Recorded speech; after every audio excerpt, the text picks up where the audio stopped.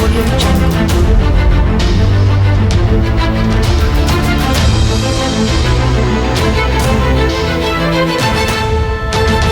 Audio Jungle.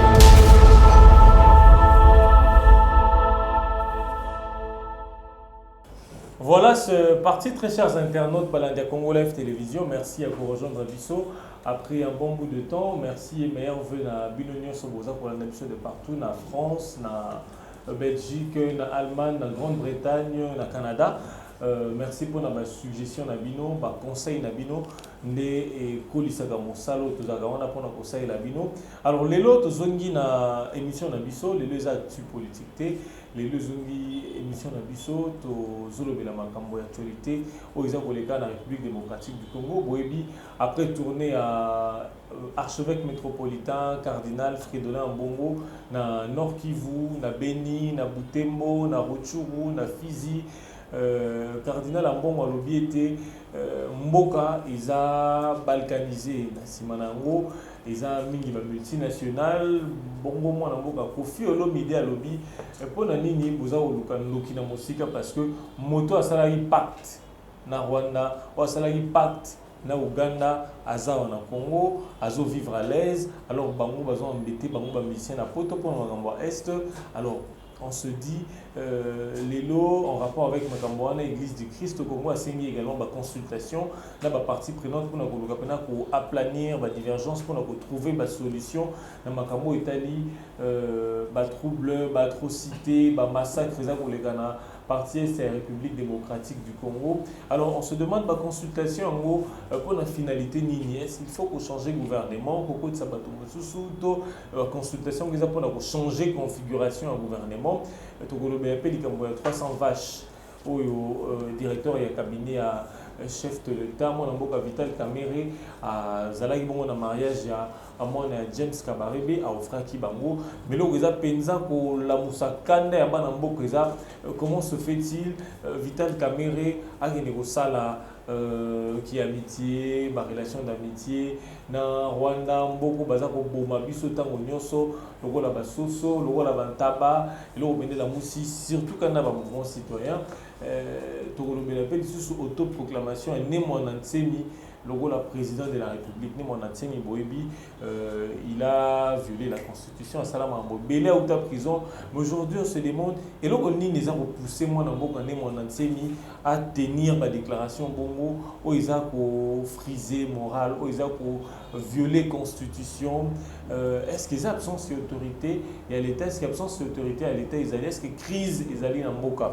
né en gros nazana bana mboka mibale na ngambo nazali na mwana mboka Willy Kasongo azali cofondateur ya Dynamique Katumbi président aza avocat mwana mboka maître Willy Kasongo bienvenue monsieur le journaliste, merci pour l'invitation. Alors na ngambo mosusu nazana mwana mboka Guillaume Nakaeshi azali bongo cadre na APNJ ezali formation politique mo ezali membre ya Front Commun pour le Congo bolanda kaye boyebi mwana mboka Guillaume Nakaeshi bonjour et bienvenue. Merci beaucoup, Lionel Mendengo ya Bengali Susona émission. Alors, moi, je suis Guillaume, je suis pas moi, je suis Guillaume Nakaeshi. Tout le monde est est, c'est pas pour la première fois, tout le monde est plateau Nabiso. Moi, je suis Mbongo, Azali Cardinal, Tata Moli Mopenza, son éminence Fridolin Mbongo. Après que ça, la visite pastorale, na Tuka, il y a RDC, moi, je suis à l'obéité, Mboka, ils ont kende pene comme balkanisé parce que on dirait bazolunga balongo la population ils ont pas remplacé bango par Rwanda. Moi na mboka Koffi Olomide na interview à sali na presse internationale à l'obéité pour nani boza koluka ndoki mosika parce que moto a signé qui pacte na Rwanda azo vivre na kimia to bato ba signé qui pacte na Rwanda azo vivre na kimia awana République démocratique du Congo. Moi na mboka Guillaume Nakaeshi d'abord commentaire na yo par rapport ya Makambouana. Merci Ndeko na mutuna yambo na kobanda d'abord kopesa bandeko na ngai ya Shabunda Mbote nayebi ke azwaki bakokoso ebele ya bainondation ti lelo gouvernement nano asala te eloko moko te yango wana nazoprofite na mikro na oyo nayebisa premier ministre que il faut ayeba construire gouvernement na ye ayeba koyebisa ministre ya affaires sociales ayeba ke territoire ya Chabunda eza parmi ba grand territoire oyo eza na mboka oyo et que lelo bazosouffrir bazwi na ata assistance moko te. Donc et puis nakoyebisa na gouverneur ya Sud Kivu parce que ye nde moto azocontrôler province wana il faut vraiment asala maso esengeli mpona baélecteur na ngai oyo baelizaki nga na 2018 bieke nazalaki proclame te parce que eza na biloko mibale kozala eli na kozala proclame. Alors soki ifo nazongela motuna na yo ndeko Lionel oyebi Congo nalobaka toujours Congo oyo eza dénominateur commun na biso et puis nga nalobaka yango chaque jour parce que nazaka na Congo moko jamais nakozala na Congo mibale to mboka mosusu te jamais eza na bamosusu oyo bakemona Congo ezokufa Congo ezozika mais bayebi keno baza pete na Congo mosusu mpona koloba nationalité mosusu. Alors il faut na biso ke nasepeli mingi ndenge papa na biso cardinal Ambongo parce que ayebi ntango auti kozala sacré kozala comment balobaka padani pape na biso ayebaki na kocréer ye azala cardinal na biso et puis ayebaki ke ntango asisi mese na ya liboso alobi te il faut nakende na est nayeba namona nasambela mpe mpona bato wana parce que baza mpe bacongolais bato ya est Congo na biso eza na baprovince ebele en tout cas nasepeli mingi lokola ye moko mpe tata molimo ayebaki na koleka kuna mpe amoni ayoki ebi balobaka koyoka na komona eza biloko mibale différent mais ye ayoki mpe amoni mpe alobi keno mboka na biso ezokende na balkanisation mais wana naloba yango kala makambo ya balkanisation wana naloba yango banda kala mpe nazokontinue koloba yango keno plan wana ya balkanisation edate na lelo te eza plan moko machiavélique oyo lelo naki okonte ezosala presque 20 ans plan wana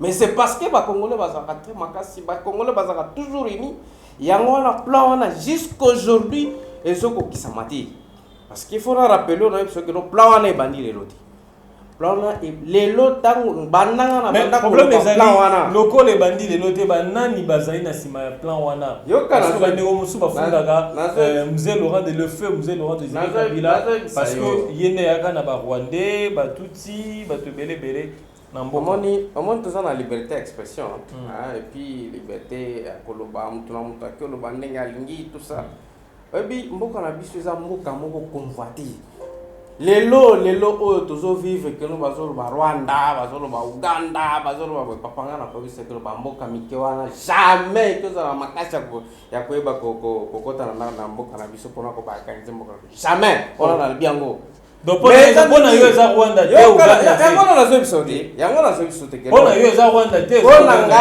ngai eza Rwanda te Rwanda azala makasi te ya kokota na Congo azala makasi te mais Rwanda na bape mosusu wana eza kaka bamboka oyo bamultinationaux bafort oyo balingaka toujours mboka na biso ekufa mboka na biso bakabola bazoleka kaka na nzela wana keno vala baloba kaka keno vala eza Rwanda eza Uganda nde baleki siko na nzela wana mpona kosala nini koaccomplir plan na bango mpe nga nalobi boye nazoloba boye ensemble na cardinal Ambongo parce que biso tous ba peuple congolais awa eza problème ya FCC te eza problème ya la muka te malgré tikale ko qui vide eza problème ya te awa eza problème ya Congo awa ça veut dire Congo eza pona ba congolais nyoso yango wana nazoloba na tous les congolais quel que soit aux tendance nini mboka na biso eza Congo il faut biso nyoso lelo tozala liboke to sangana pona ko soutenir ba FARDC na biso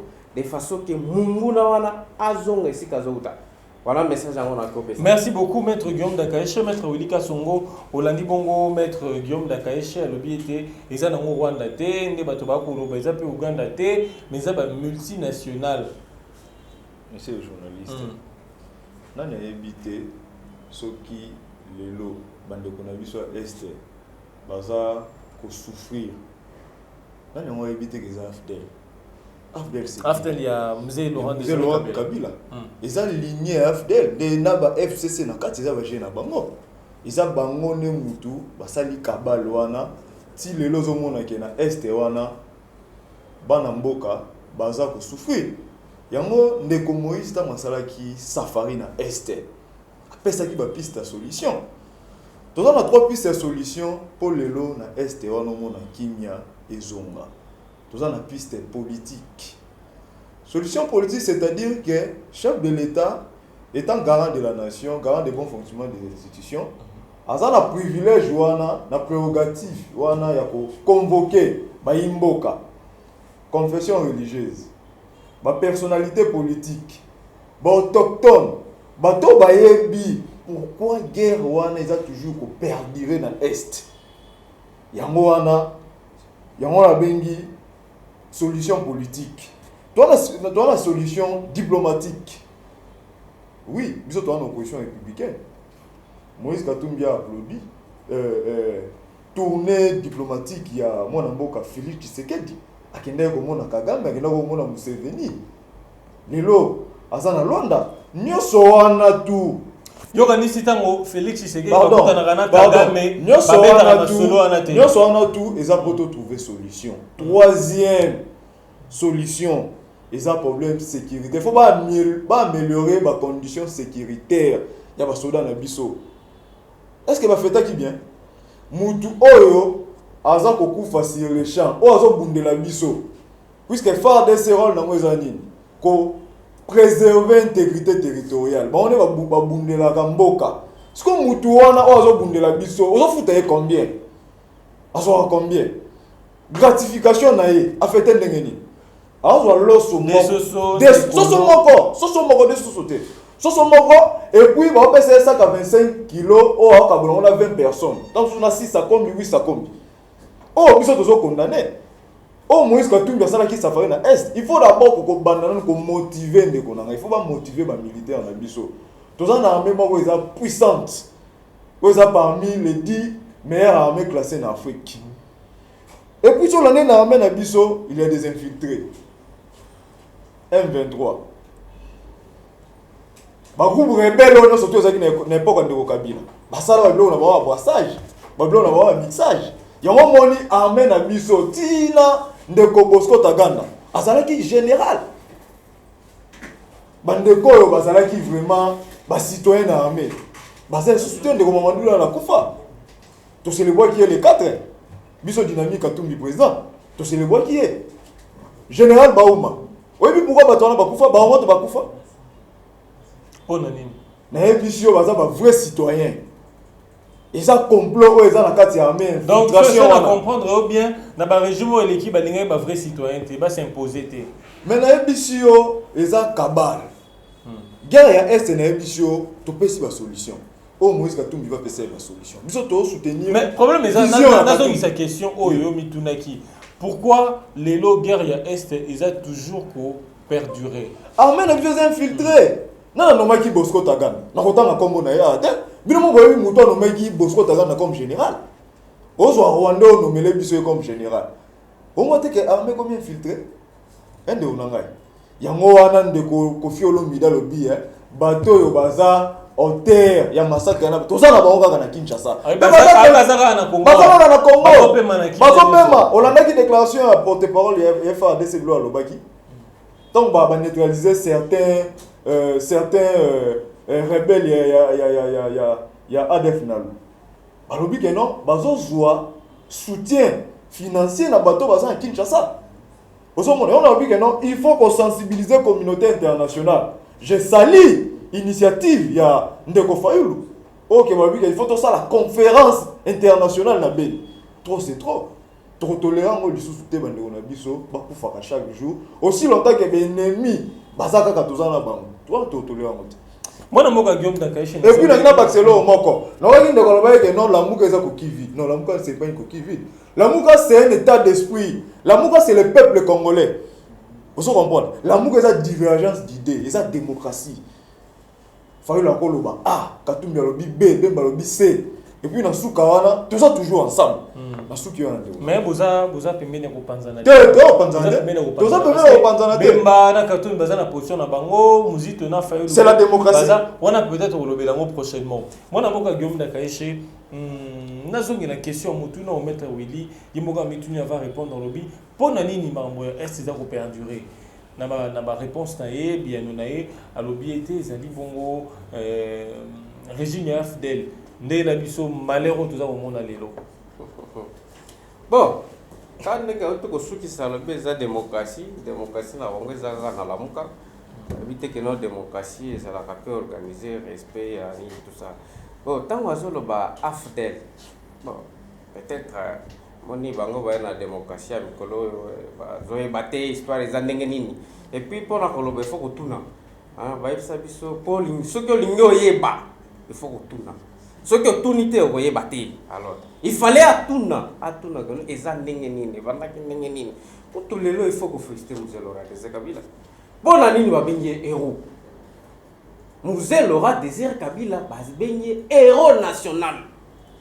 Est-ce que mutu apambala babenga héros yango nazoloba il faut kutuna Mzee Laurent Désiré Kabila yango na éleve mutu héros na ngo ekipa susu te tala ezate keno ngaka ka lelo ndenge nazoloba keno ba lobanga naza héros nga maître Guillaume jamais obe kaka yo ndenge oza Lionel wana polo ati cravate ya kitoko za héros non et mutu bakobenga héros aza mutu oyo arande ba service moko loyaux na république pona mboka mutu akofili mboka mutu andimi ko kufa pona mboka ndango bakobenga héros maintenant dans azotanga AFDEL yoka engona zo pesa histoire il faut tuna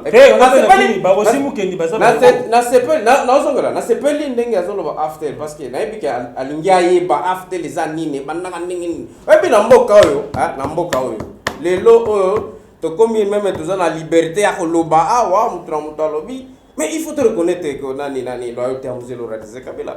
Et c'est vrai, Mzee Laurent Désiré Kabila tozalaki na kondo président Mobutu Sese Seko oyo azalaki na pouvoir pendant plus de 30 ans. Bon na ye ezali kaka dictature mais il fallait kozala ba mibali oyo lokola Mzee Laurent Désiré Kabila lobi niet nga pona mboka na ngai na konima jamais dictature ya Mobutu bakazo lega est ezalaki te yoka na zo bisayo tozo Mobutu azalaki ata bazalaki dictateur makambo za koleka na est ezalaki te makambo ya est banda kala hein yango na nalingi otikela nga temps pona yeba ko répondre ko lakisa moninga na ngai oza kote kuna ndenge ezalaki parce que otanga mutu aza reconnu na mboka yo otanga ka tanga bo et puis ça kanda et puis nani ndeko na ngai lezalo baka kande bandiko mata ko tanga Mzee Laurent Désiré Kabila keno yende ayaki na balkanisation ebi na kilo ba peut-être keno eza injure pour na peuple congolais parce que lelo Mzee Laurent Désiré aza mutu oyo akoteli biso démocratie na mboka parce que tango yaye abengani Mobutu alors bite keno voilà awa na Congo il faut démocratie ezala de pona na koki ko kota na ba détail belete parce que ekozwanga ta na epoko ya kotuna nga ba mitule belebele mais na ebisio ke no Mzee Laurent Désiré Kabila aza héros et puis ba koki jamais ko pesa qualité wana na mutu oyo kaka asali eloko te aza héros et puis na oki pe azolo ba ke no yango wana la muka et puis si ba solution ke no photo ça la conférence tout ça tala na ebi ke au moins moko la biso biso toza ba tokola na mboka toza na culture ya coutume mais ça ke no soki problème ezali il faut batu bakutana basolola bayeba nini eki osalema même place ya kosoleza place ni eza na parlement parce que peuple congolais assis déjà aponi batu na ye à chaque fois il y a un problème aza na bareprésentant na ye bareprésentant eza banani eza baparlementaire mais na moto aza na baparlementaire ntango mosusu peut-être bazoyokana te yango nazaloba keno baza bakoki evite mpona nini parce que bazoyokana te muzito koto ya lobi nani katumbi koto ya lobi nani bemba tout bon c'est vrai na respecte bango mingi na respecte bango nayebi président Moïse Katumbi c'est vraiment une grande personnalité mais okomona ke tango bazoloba conférence tokutana oui c'est normal mais conférence il faut ça na place ni na parlement parce que le parlement de représentation il y a peuple congolais parce que tout qui déjà na ba élection to nimaki keno to ça na ba élection et puis to ça na balobeli na biso À chaque fois il y a un problème, to bengi bango to si bango que non voilà problème na biso ça boye. Na parlement de balobi. Voilà, to benga na lisusu to la pembe. Non, voilà que ça le matin. Ou bien tant musu ba éviter ndenge ba fonctionnement ba ici zalaka. Exacte que non, to benga na no to bengi na président voilà que ça le matin. Ceux qui parlement ba député na biso ba osala à mesure ya ko débattre ya ko trouver ba solution pour ça ba proposition concrète té pour na moza o leka na beni. To qui na ba dialogue ou ba format Martin Fayulu peut-être. Tala. Ngala ko biso boy. Moni Congo na zolo ba Congo eza pona ba Congolais nyoso. Et puis muto aza na proposition. Aza na proposition pour faire avancer mboka. Akena ngona parlement. Ya ngona zolo ba. Comme ça c'est pas la mingi ndeko nga la muka malgré que bazo kanate mais ce que baza na ba proposition. Mais ceux qui bazo baté ceux qui ba député na bango bazo kanate ba pesa yango. Na kozo ba proposition na bango na nyoso. Na ça solo. Ba pesa yango. Ba pesa yango, na pesa yango parce que biso za ba député za coordonner. Toza tozo kanaka bien to kutani to sololi so que problème ezali to bibo to ben kingandi yo yaka to bo problème za boy omoni est za boy to sala ndenge nini voilà to sololi et puis to yebi que to sala boy so que bango bazo kanate parce que to yebi que ba député musu azo bima gauche musu azo bima droite alors ba so baza ba professeur ba pesa yango na komema yango inde tina ba député na biso pe ba komema yango na parlement place et bani selon la constitution que no bango ne ba représenter à peuple et puis bango ne bazana bu baza ba bouche autorisée ya kolobela peuple c'est que yo la muki kaka tingana la mukaka na banda kolobela peuple na manda ni nozango parce que il faut tous quand même ba respecter ba règle na ba droit na biso mimbe ko na biso lobi muto aza représentant il faut aza la mandat mais yo la muki kaka kino voilà bon ngai tingandi non ça bongo te papa d'ailleurs c'est parce que to comme la liberté d'expression parce que bongo il fallait prendre place na bango za la bloc ya gona ko biso que non c'est vrai photo sur là mais na bi que mutu nyo ça ba ko to ngana za ba proposition ngai nazo proposer ngo déjà pour la guerre est première proposition ni MONUSCO il faut kindi ebima OK première proposition nga MONUSCO il faut ekende na sina komi na za koma tango ba kozonga kaka na vacances parlementaires biso proposition nga ezangwa ko pesa bango basala na parlement baloba batala est-ce que oyo ndeko maître Guillaume azoloba que non MONUSCO kende eza opporté to eza opporté te ba musito bi MONUSCO so ki ko za pire tala yende alobi yo neza situation ko son wana eza ye ndeko musito ça peut congolais te na pour ça congolais ya s'appelle congolais pour le ngate ya pesi proposition que non voilà ce que nani MONUSCO ekei e ko za la pire wana opinion na ye merci mais na une opinion na ngai za que non MONUSCO se fait ekende ya wala pesi que na comme ma proposition na tango ba parlementaire ba kozonga ti la pesi bango parce que bango nde baza na mandat ya peuple congolais. Merci beaucoup maître Guillaume. Maître Willy Kassongo, maître Guillaume Dakash Salobi, la consultation au lieu idéal les parlement. La munga le roi besoin ba parlementaire, boy bisan de Martin Fayulu, Oazali leader yoko ba leader ya la muka. Après ça, ma proposition, on a un député qui va débattre dans le Parlement parce que le Parlement est un lieu autorisé, lieu reconnu dans la Constitution. Mais c'est ça qui dit la Constitution. On a précisé le moment moi je suis catholique. Et puis, Bisso, tu reconnais qui est l'institution de la République. Tu constates qui est Victor Félix par la Cour constitutionnelle. Puis c'est la Cour constitutionnelle qui a publié qui est. Il y a un moment là qui.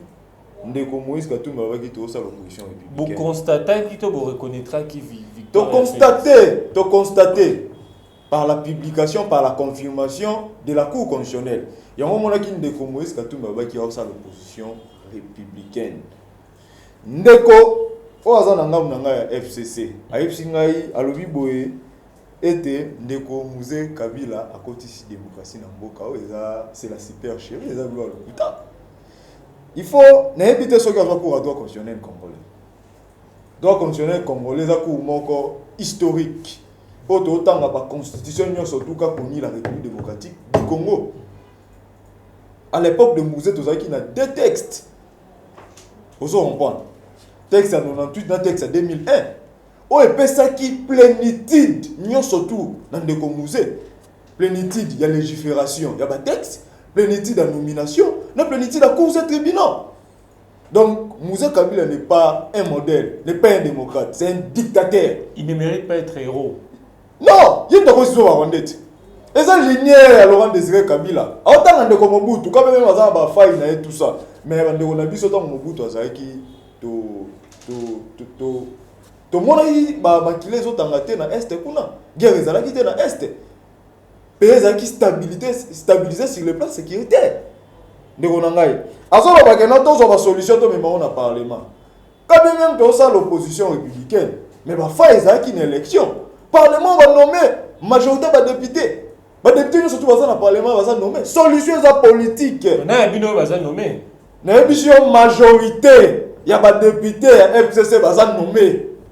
Non, il y a une majorité, il y a des députés. Majorité, il y a des députés, puisque il y a majorité fabriquée. Majorité créée par Ndeko Nanga.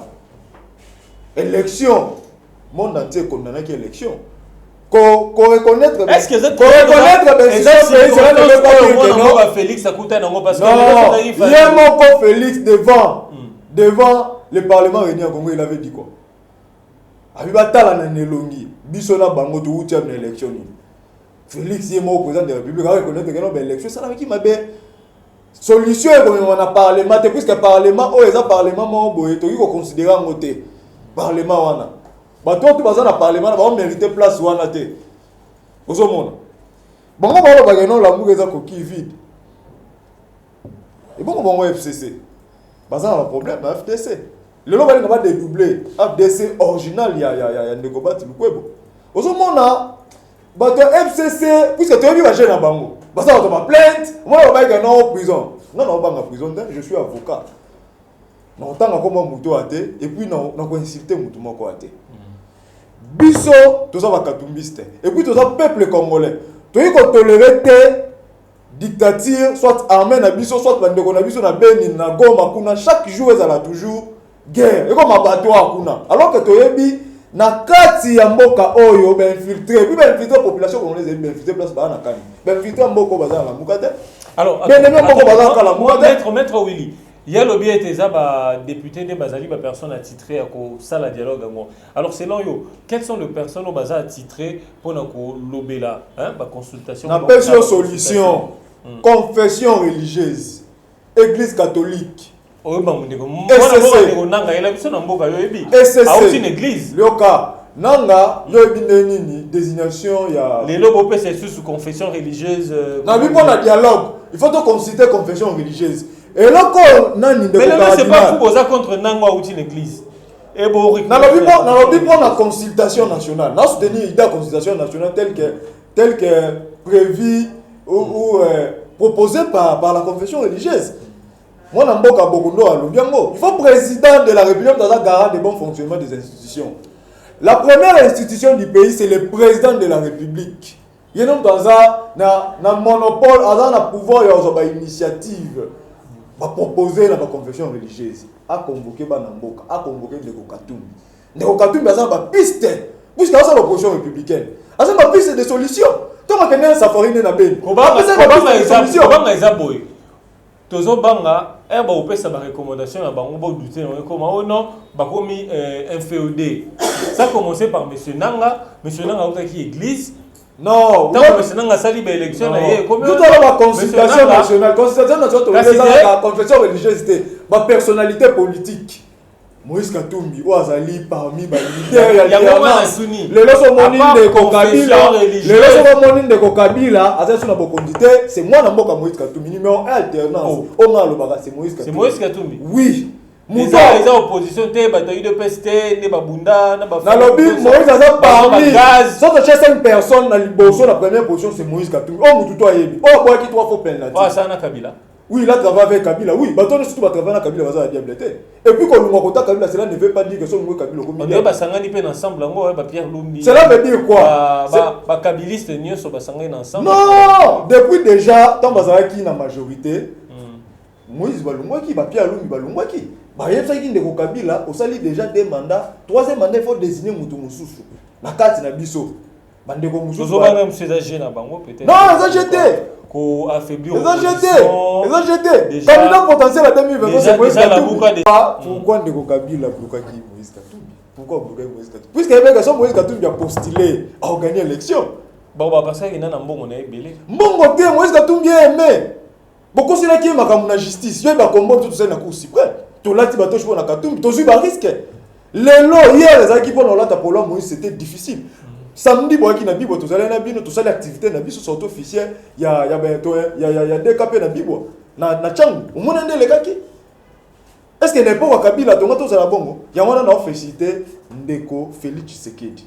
Na ba avancée démocratique puisque biso tous ça ba républicain tous ça ba katumbiste place tout monde que non tout ça li événement Moïse et que tout ça inquiété on va applaudir place tout monde ici matin na est tu ko dénoncer puisque solution et mon nana de konanga. Merci beaucoup, Maître Wilika Songo, Maître Guillaume Dakaeche, Maître William Lobiete. Ceux qui consultation au sein de dialogue au Salema et c'est piloté par ma confession religieuse. Non, moi Mais na c'est boka. lié Dans à le but la la personnalité. la but Oui. est piloté par la conférence religieuse. Na pesa qui initiative na président de la République Félix. Il y a pour convoquer nda ko désigner mutu nini ko piloter soit communauté internationale soit bako désigner soit personnalité Communauté religieuse. au bazar na guerre ya Est. Non, il y a monde ko lokola ko moya Monisco. Et que na posa ko epengla ko rappeler ngai. Le ban le mango. Monisco bima, eza ba complot na bango. Baza na posa ta Monisco ko bima. Va torturer, va terrifier sous population. Il y a un CPLI, la décision, la résolution prise par la communauté internationale. Oyo, va passer Monisco sous une année. Tant que guerre on est aussi là, Monisco il faut ça toujours na est. Nous doit soutenir Monisco il faut bâtir dans la est. On est comme occupation parce que jusqu'à présent solution ils étaient dans mon est. Moi dans mon cas Guillaume Dakaeche après si positionné par rapport à la consultation et au lobby parlement, on se demande quelles sont les figures de personnalité qui va conduire penza la consultation on a pour aboutir dans nini parce que vous avez un gouvernement et comment essayer de booster gouvernement. Ndeko epi nazo seka mingi ntango nazongata ndeko na place oyo bon mpo na ngai nazoyeba déjà tacte na bango ya bato ya lamuka epuis eza bango nyonso te parce que bato ya mayele mpe bazali na kati ya lamuka eza na baoyo mpe baza na mayele eza mwa bien te yango wana omoyebi na lamuka wana nazorapele kaka eloko moko. Président Kabila, Joseph Kabila, un sénateur à vie, alobi te il faut tokende élection. En 2016, parce que maintenant je crois que en 2016. Oh voilà, on a organisé une élection, tout ça. Bah tu as la mouka. On a organisé une élection, voilà, patati patata. Alors puis tout ça qui na guerre, il y a M23 na Goma, na Nord Kivu. Tala to tiaki makoki nyoso esengela ki po tozongisa munguna esika otaki yango na esali kelo voilà makoki ezate na pona ko organiser ba election ba tala nini lo ba makete pona Joseph Kabila nini oyo lo ba makete pona ye kuto place moko ndena oyo ko quand même Joseph nani pasteur ko na zolo bo beta na ndeko Joseph Kabila amwa mbali wana sali boy soki bozolo na memba nani ya pasteur moko tala toi na ba élection ndeko président ya nani ya Seigneur lobibo nazola kisa ndenge batu ya lamuka bakindaka de confusion à confusion ndeko nanga lobi nini ngande président Seni mais na moni na makokyo toza nango parce que biso moko ba congolais faut organiser ba élection na biso mais na moni awa il faut tout ça nini to bengi sanani o ba bengi machine à voter o za kaka imprimante ezo imprimer ka bulletin mais nini le moment que na batenani ya lamuka te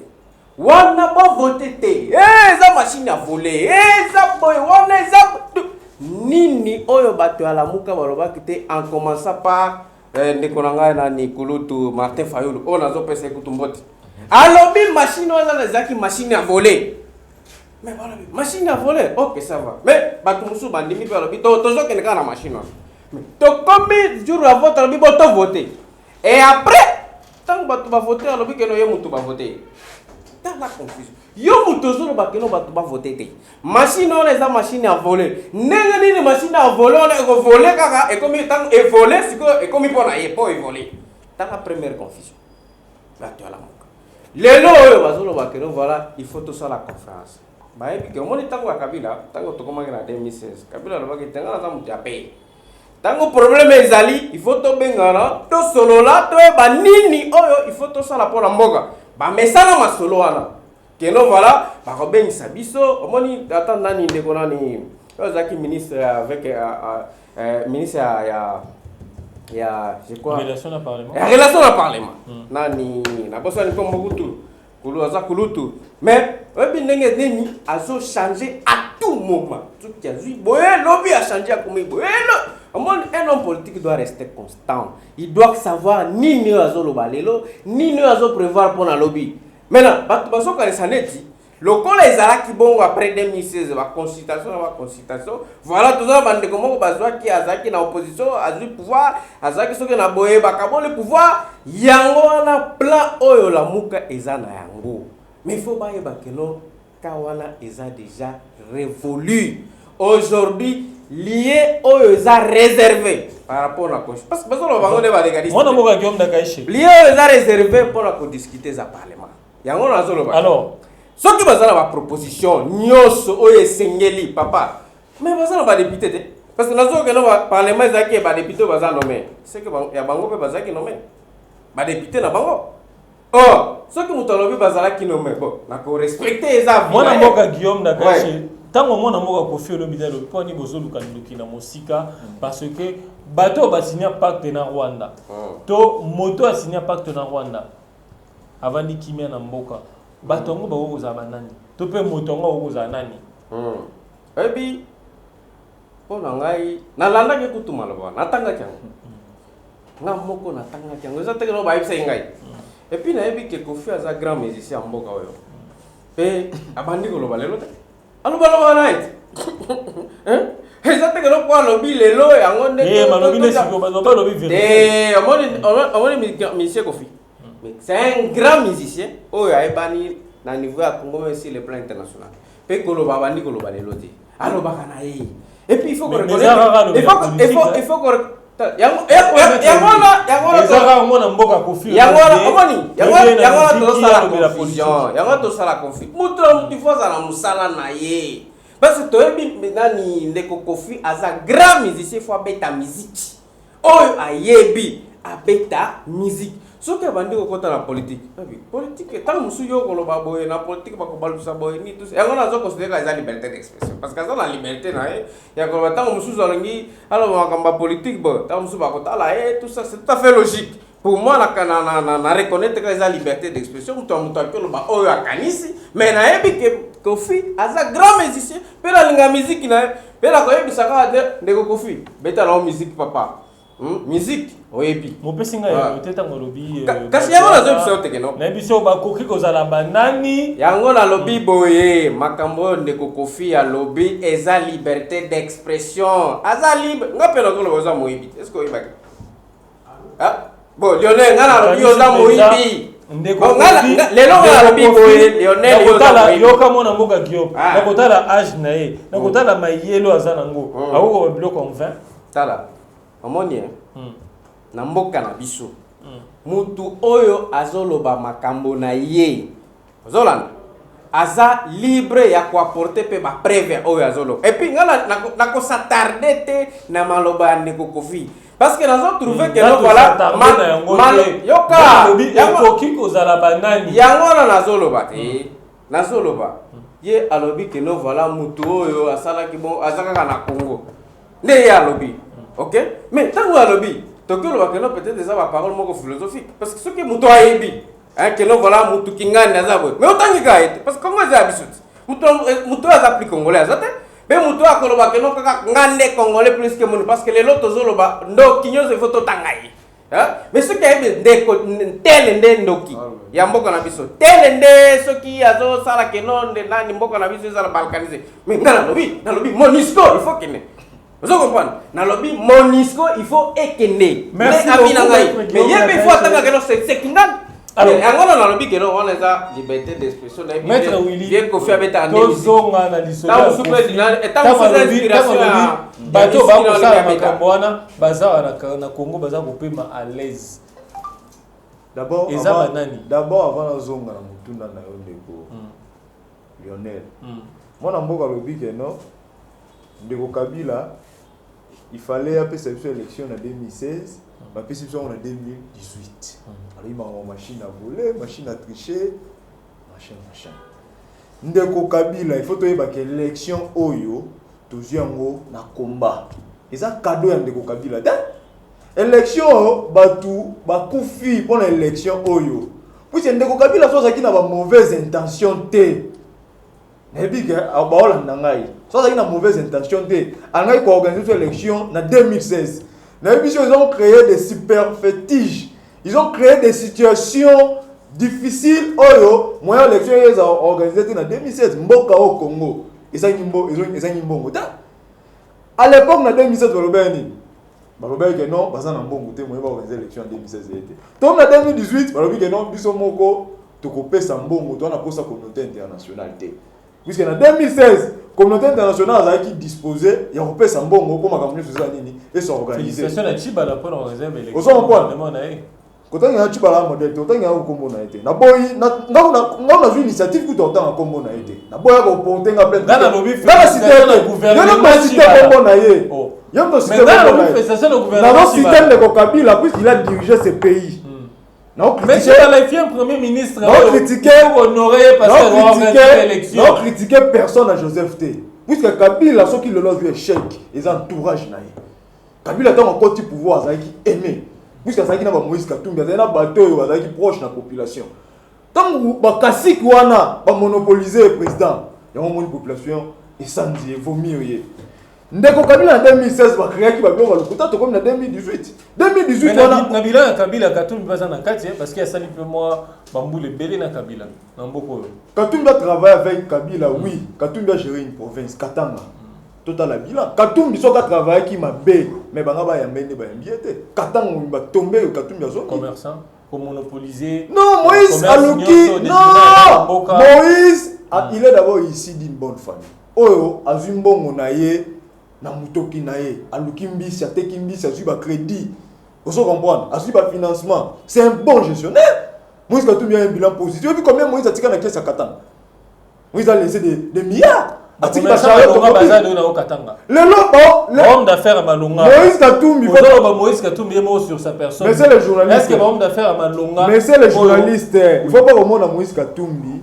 Au Tchaïka Kandetsika Katanga. Non, Moïse Katumbi c'est un leader national. Il est mort à Saliba Safari. À côté de terrain, on coûte hors au Katanga. Oui. Il a travaillé au Katanga. Oui. Place où tu as jugé à travailler au Katanga. Salini. Comme président d'abord, il y a Mazembe. Faut avoir ta vision. Tout à l'heure, tu vision. On a que Mazembe est parmi les meilleurs clubs. Moïse Katumbi est vice-président de l'association des clubs. Où ils allaient présider par président Real. Fiorentina Perez, Katumbi Baza. Oui, on a débat. On a dit que non, cadeau d'élection, élection, ils ont cadeau il y a FCCT, ils ont combat à Rossi Chimanga, ils ont combat à Moïse Katumbi, ils ont combat à Kapangala, ils ont combat à Martin, ils ont combat à peuple congolais, à Franck Diongo. Il y a quelques secondes de Moulumba. Bateau Babundi, dès l'élection en 2018. Puisque ce bateau là, Babundi va faire les longs de Kabila, toujours le pouvoir. Il y a une intention malade, on a respecté des mandats. Il y a une constitution congolaise qui prévoit l'infraction de la haute trahison. Sur la justice Nabiso. Justice Nabiso qui va encourager à décerner le mandat d'amener soit il y a au Kangandeko Kabila. La réforme, il faut tout ça. Il y a un moni biso bakatumbiste. Tout ça toujours la solution à la réforme. Réforme, il faut ça sur tous les plans de Konangai. Moi, je FCC, ceux qui ont dit que déjà que nous avons FCC dans la émission. Nous avons discuté avec votre FCCT. Nous avons discuté avec votre baza ba modèle té ba ko lobaté ba ko lobaté faut pas se taire les lots bango yoka ndeko bati musana ba ko dédoubler ba parti na ndeko ba to servir bango mais tala ndenge ba rendre ta service au ba rendre ba dédoubler parti na ba dédoubler IDPS mais ba kokate yo to aussi bango ba ensemble ba omeka kutu ko ça ba vanti wana té puisque ensemble les a pierre les a solide. Au Moïse Katumbi a bien repesta à côté énergie na union. Ensemble pour la République. Na misolo. Parti à Sikeye. Non, tu peux cotiser. Bien tu cotiser la dynamique Katumbi président. Tant que tu peux faire activité on tu organiser. Mais elle va pas pour na za mbongo ti. Non, Katumbi est là pour na mbongo singa personnellement. Moi je suis avocat. Est-ce que nous Moïse n'a pas bon était biso dans la Moïse pour sa vision intérêt général. Moïse a l'idée indébauchable. Non non débaucher biso. Na kende na nga musu so pour débaucher l'idée na comme on fait la politique. Donc na derrière Moïse Katumbi na bi que non, mais éventualité na nyoso tio koyate. Ozo on voit ndeko na ngai. Moïse Katumbi a leader oyo population congolaise on a profité na micro on a ça l'appel parti politique ensemble pour la République DGE. Bon moni président Katumbi na ba 6 ya de l'Ofoi anomaki ndeko Pierre Lumbi azana expérience à makasi. Ouais ça la Kabila comme mutu to kita Kabila. Ouais ça la Kabila pe. Mutu za kita Kabila aza ennemi te aza satan te. Kabila c'est un Congolais comme tout le monde aza ba défaut na. Proche Kabila mamba. Ya ngona na sengi na appel ya peuple congolais place de surtout bo landa ngai. Tango bokomo na to lancer ba adhésion. Adhésion, boya ko s'adhérer massivement. On est à parti à peuple congolais, à parti à base. Maître Willy Gasson, donc si ça tout un sujet à participation à Vital Kamerhe na fait il y a moi na James Kabarebe en fait cadeau à offrir qui pour les mouvements citoyens ça nango penza cadeau té mais ba otala comment se fait-il que Vital Kamerhe azali directeur et cabinet et chef de l'État avec ça l'amitié na James Kabarebe Oyo Azali, instigateur, il y a Marambo Belé. Il y a un massacre peu Belé en République démocratique du Congo. Bon, au moins, il y a des actes où il y a longtemps, comme il directeur du cabinet du président de la République. Actes où il faut tout à l'heure époque, tant, moment où il y a des actes, tout ça a attention. Vous comprenez? Tout ça a attention en Rwanda. Et ça qui vraiment un message de sa part. Il faut puis il faut s'exhiber, il faut sortir dans cadeau. Il faut te considérer Rwanda comme ennemi, comme envahisseur. Congolais ne sont pas coopérer un ennemi, il faut te déclasser.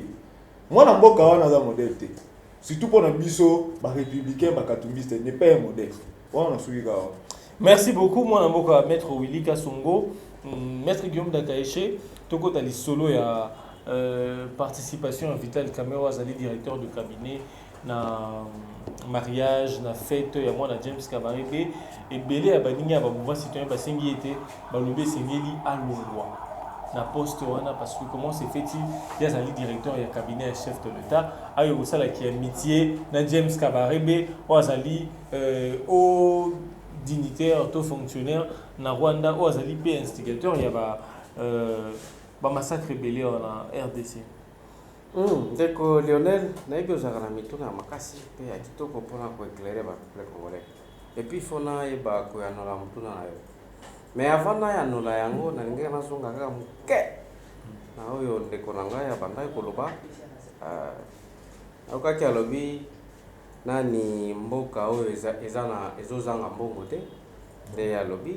Et puis nazoka c'est comme si koloba zakana ba jale l'autre parce que politique eza na ba principe tango ba nini donc que donc ba koki que jamais ko débaucher mutu tel te boité tala te a oli na parce que c'est incorruptible omoni politique asa indébauchable ya ngona zolo baté omoni politique faut ko yeba tango zolo ba politique déjà la différence entre ba affaire hein dans sous à côté ba affaire que dynamique président Katumbi na évité bon ça construire ce que va faire na dynamique na politique ça va comme ça dans la politique les ennemis d'hier dans la politique les ennemis d'hier peuvent devenir les amis d'aujourd'hui dans la politique on est fois c'est dans la politique il n'y a pas d'ennemis éternels et puis il n'y a pas aussi d'amis éternels ça ce sont des principes oyo et qui n'a pas politique on est fois que non, les lots qui ne sont pas Katumbi, azalaki na Joseph Kabila bazaki bami, c'est ça la politique. Et à tout moment, bakoka peut kokabona ndenge bakabona ki na émission et à tout moment bako zapper ensemble. Bon il faut bango. Yango il faut contre bon, on comprend peut-être ça va pas ni tout ça mais biso peut être politique, to que va bon côté. Mais ça ils ont risqué la situation bozolo ba nani ya ndeko nani Vital Kamerhe akego na nani na Rwanda akego kene mariage tout ça. Tala et puis, dans le principe, il y a droit international.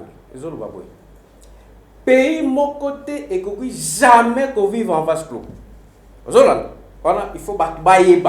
Et ça, c'est que le baraka pour money, éviter, la nini. il faut koyeba ba principe pays nazoloba awa pays nyoso pays nyoso ko jamais ko vivre en vase clos, c'est-à-dire mboka nyoso il faut collaborer na pays mususu wana, c'est un principe international. Et puis même na mboka na biso toza na ba institution régionale oyo bazoloba ba CPGL ba nini ba institution belé ba institution belé biso na Rwanda, Uganda, na Congo, tous les institutions régionales, je crois que CPGL. C'est-à-dire, les institutions, tous ont collaboré. Les lots, on a ça, on a esthétique. Et pas la mission, on a ba Congolais, belé ba kenda na Rwanda, ba keko somba biloko, pe ba kena Tongo, ba zongi. Okolo ba keno ba kena somba parce qu'il faut distinguer entre pays na batu. Il faut bailler ba ko distinguer biloko. Pays intérêts les ezalaka entre les États, ce sont les intérêts et à tout moment les intérêts et que beba, à tout moment les intérêts sont et que converger. Maintenant, total là ndeko Vital Kamerhe. Nalanda qui est alobi ayaki na mariage ya Amina ye James Kabarebe. Nde alobi ayaki na mariage exactement na mariage à Rwanda.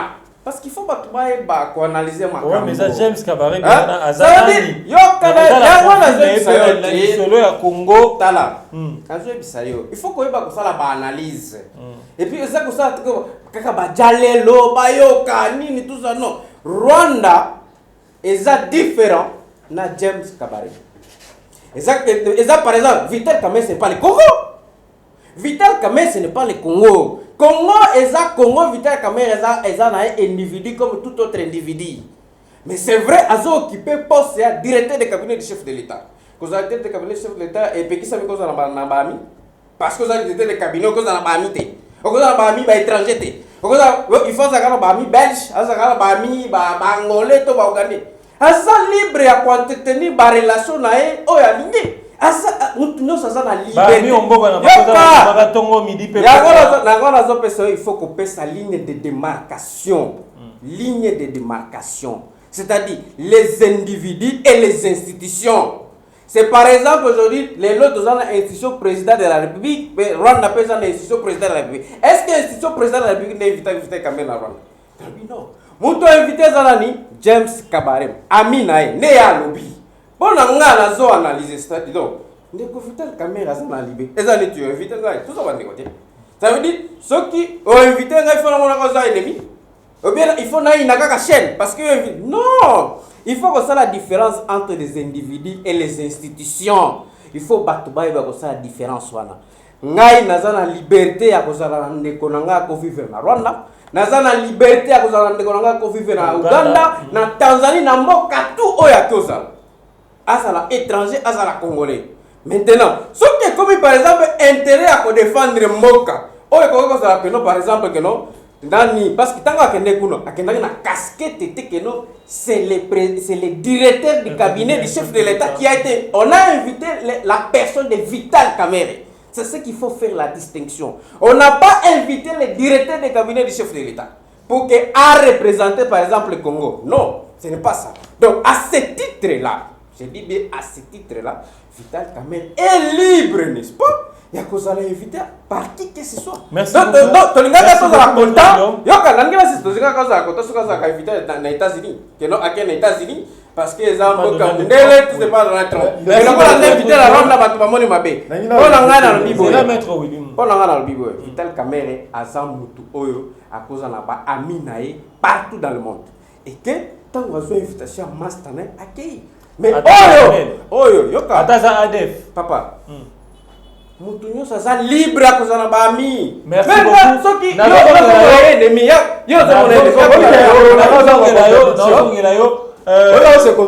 Maître Willy, réaction na yo peut au chuter parce que se contredire yé moko. Réaction na yo peut au chuter parce que malobano a souka. Azako se contredire yé moko. Na éviter ceux qui a commis avocat Vital Kamerhe na plateau. Na éviter ceux qui a mon qui. T'as le basali démarcation. Yoka, na éviter ceux qui a mon qui invitation oyo ba pesa ki Kamerhe, ceux qui ba chaki qualité nini. Na droit au bacacto et commis probation. Donc il faut rebondir en haut. À ça, après monter là, c'est non Kamerhe qui n'est comme personnalité, comme directeur du cabinet du chef de l'État. Mais place au Vital Caméra Bandi. Place au ça, les place à secret. Ah ça va secret d'État. James Kabarebe wana. James Kabarebe moi comme moi na kokota ngwa te puisque c'est un ennemi de la République. James Kabarebe wana, il était numéro 1 dans mon Moussa Koti. Il y a un moni biso to dénoncer qui a fait. Surtout comme il est c'est l'AFDEL.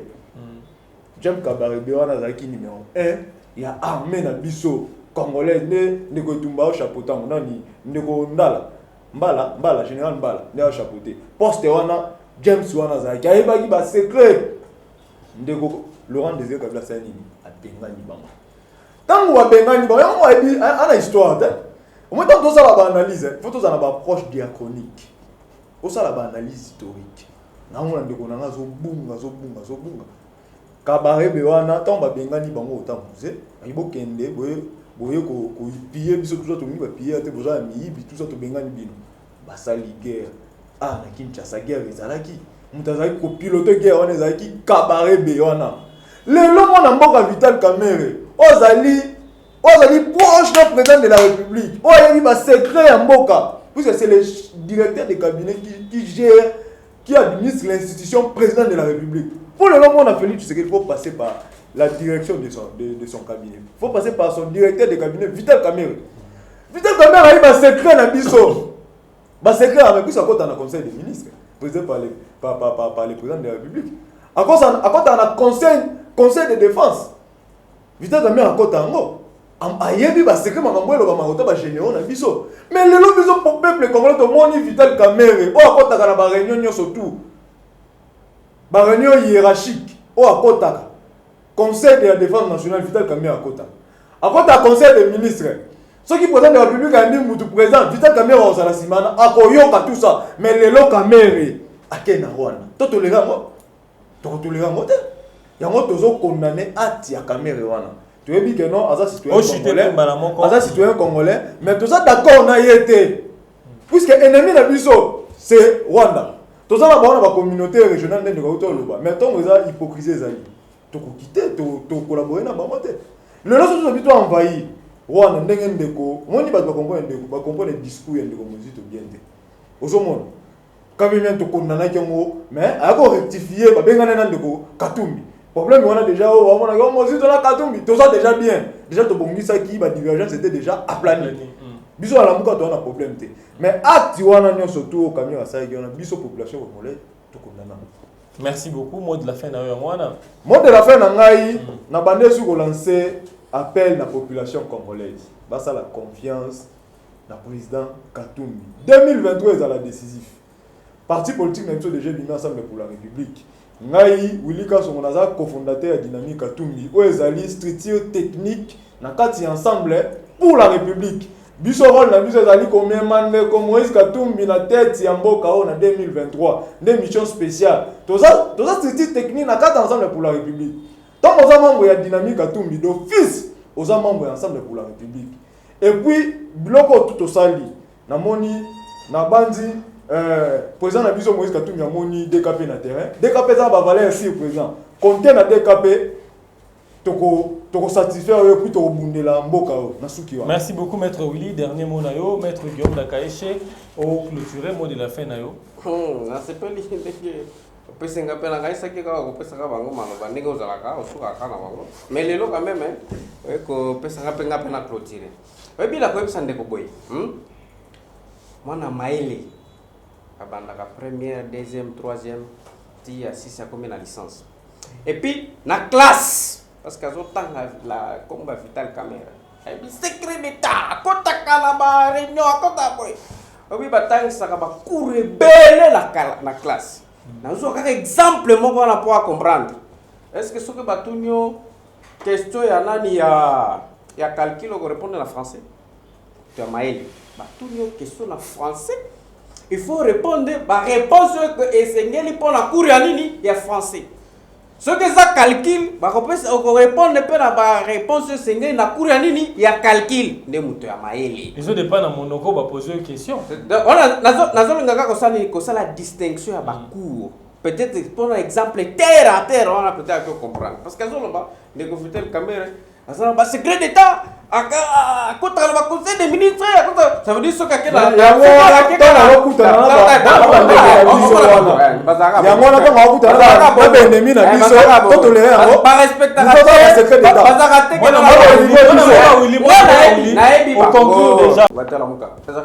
alors c'est-à-dire quoi mutu soki par exemple ndenge bainvitaki Vital Kamerhe na mariage c'est-à-dire tant bainvité na mariage a comme ce qu'on a dans la République démocratique du Congo voilà l'état deni président de la République a ça boye voilà toujours préparé boye budget te papa bainvita qui est na mariage bakendaki à lobby ngana landaki na télévision na landaki na ba image na Facebook pe na landengo na WhatsApp na ba réseaux sociaux alobi na yaki pona invitation na ngai ya ndeko nani James Kabarebe ami na ye ne ya lobi c'est le lobby que na été que nous voilà pona ba secret d'état ah c'est que tout le monde a na mariage comme la comme c'est que nous voilà au moins tout ça na Congo tout ça tout ça la secret so kia zalaki na fonction te na moka o to ma ba fonction mo ya makasi to tolérer ngote on conclure déjà comme on a yo na yebi bango ezo si prendre ngatu ba changer à tout moment machine à voler machine à voter c'est-à-dire concrètement mes amis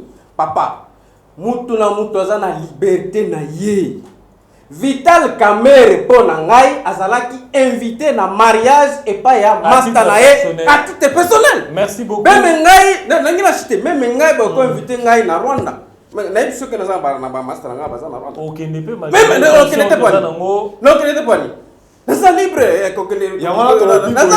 c'est-à-dire ça veut dire awa bato tolo bakeno voilà ngana zaka na mina ngaza na poto mwene na Kinshasa zaka tolo bakaza na mina poto mais solo bieza na Rwanda to Kigali to wapi wala comme gani ce n'est pas ça il faut distinguer les individus et les institutions il faut faire une ligne de démarcation merci beaucoup ça ligne voilà pour comprendre politique ezani bajali loti. Merci beaucoup, Maître Guillaume Dakaeche. Merci à tous les internautes. Il y a Congo Live Télévision. Bon, question de mon ancien vous pouvez aborder aux 8 ans quoi aborder parce que Régie Baza au Salanga déjà Ngonga, Tolobi Mingi, te consacrer Mingi na mambo est abandonné aussi beaucoup faki. Je crois que tu vas aborder un prochain numéro. Tu vas aborder un mercredi si vous aurez le temps de venir.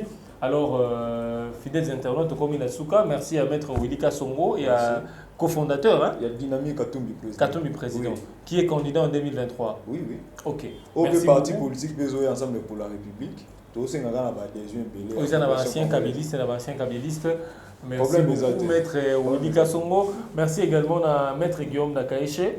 Oui, merci beaucoup. Oh, le WhatsApp m'a invité à Rwanda au Kenya. Mais pourquoi ça va inviter à Rwanda? Bateau bazo kufeta na bango été, il va inviter à titre personnel. À titre personnel au Kenya, so masananga benga au Kenya. Merci na beti pe kopela nga na zongi. Merci tokomi na suka tokutani bongo na mikolo ezali koya. Merci. Merci.